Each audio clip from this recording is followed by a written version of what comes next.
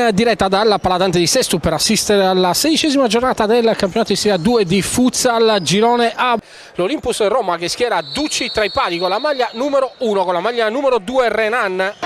Ancora la conclusione di Ducci dalla distanza, palla sul fondo, riparte così il Città di Sesto. Pizzoli a battere Luca Pizzoli, lo scambio, la conclusione ancora del numero 7 che termina sul fondo. Ancora la conclusione, poi c'è il gol, la conclusione di Ducci in superiorità numerica, il gol di Andrea Pizzoli da pochi passi dall'estremo difensore Emanuele Erbì. Arriva l'1-0 per Escobar, se la porta sul sinistro, la conclusione sul primo palo, palla che termina sul fondo. Difesa forte dell'Olympus, ma adesso c'è l'errore e c'è il pareggio di Bonfin Vanderlei. Quando al termine della prima fase di gioco mancano 6 minuti 40 secondi, l'errore di Andrea Pizzoli che non lascia il pallone al proprio portiere, lo va ad intercettare ma lo mette sul sinistro morbido di Bonfin Vanderlei, che non ha nessuna difficoltà a superare l'estremo difensore Ducci e portare il risultato sull'1-1.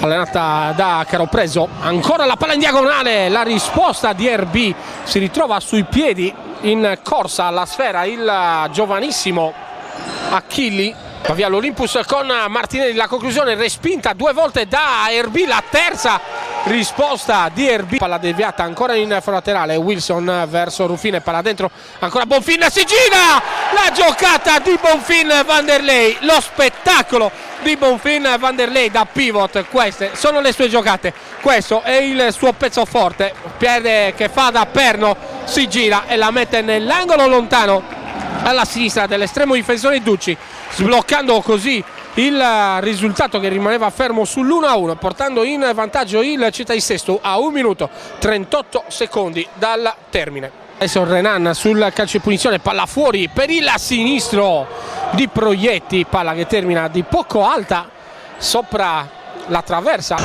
Ancora Ruffine spedisce in profondità dove arriva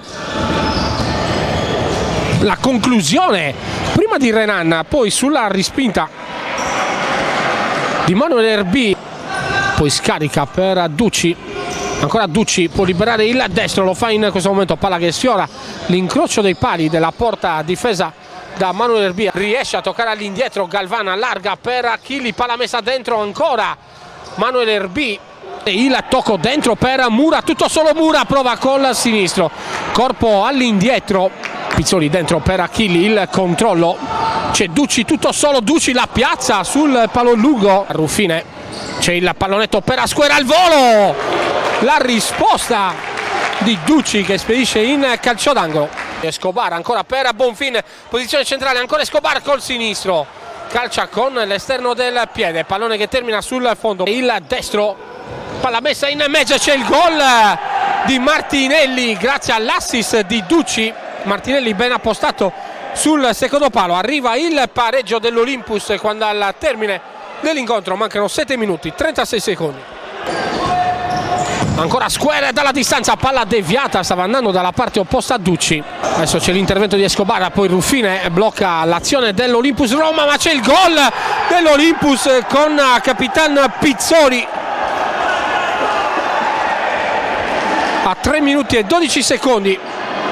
Poi c'è la conclusione, Ruffine con le mani, pallone che rimane là, l'ultimo tocco è del numero 7 Pizzoli, sfugge la palla di mano a Ruffine e c'è la doppietta personale, per Andrea Pizzoli, ma soprattutto c'è il gol del 4-2.